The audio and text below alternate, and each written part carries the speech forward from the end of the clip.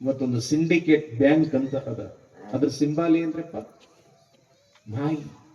ಎಲ್ಲಿಯಾದ್ರೂ ಕೂಡ ಮನುಷ್ಯನ ಸಿಂಬಲ್ ಇದ್ದಿದ್ ನೋಡ್ರಿ ಎಲ್ಲಿ? ಪ್ರಾಣಿಗಳು ಬಹಳ ನಂಬಿಗಸ್ತ, ಹೌದೇನಿಲ್ರಿ? ಪ್ರಾಣಿಗಳು ಬಹಳ ನಂಬಿಗಸ್ತ.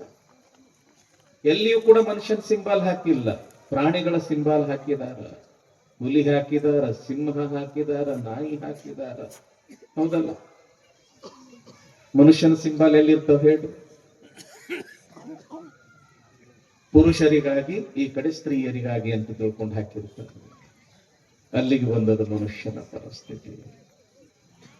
ಯಾಕೆ ಈ ಮಾತು ಹೇಳ್ತೀನಿ ಅಂತಂದ್ರೆ, ದೊಡ್ಡ ಗುಣಗಳನ್ನ ಬೆಳೆಸಿಕೊಳ್ಳೋಣದ್ರಿಂದ ವ್ಯಕ್ತಿ ದೊಡ್ಡವನಾಗ್ತಾನೆ. ಅಂಥ ದೊಡ್ಡ ಗುಣಗಳನ್ನ ಬೆಳೆಸ್ಕೊಳ್ಳಕ್ಕ ನಮಗೊಂದು ಬೇಕಲ್ಲ, ಒಂದು ಸ್ಥಾನ ಬೇಕಲ್ಲ, ಒಂದು ಉಪಾಧಿ ಬೇಕಲ್ಲ.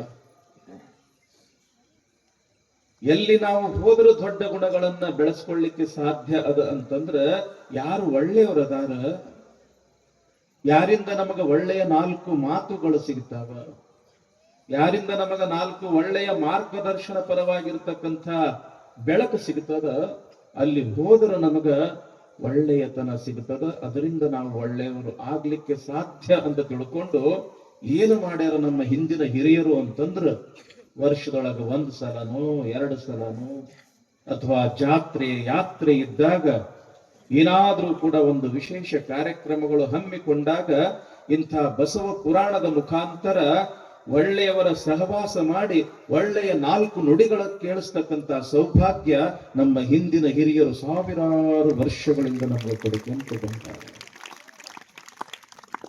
ಬಹಳ ಶಕ್ತಿ ಇರ್ತದ ಇದರೊಳಗ.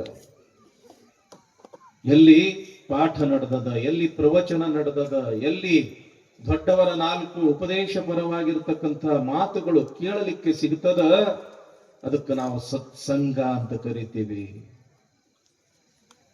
ಆ ಮಾತುಗಳನ್ನ ನಾವು ಕೇಳೋದ್ರಿಂದ, ನಮ್ಮ ಜೀವನದಲ್ಲಿ ನಾವು ಅಳವಡಿಸಿಕೊಳ್ಳೋಣದ್ರಿಂದ ನಾವು ದೊಡ್ಡವರಾಗ್ಲಿಕ್ಕೆ ಸಾಧ್ಯ.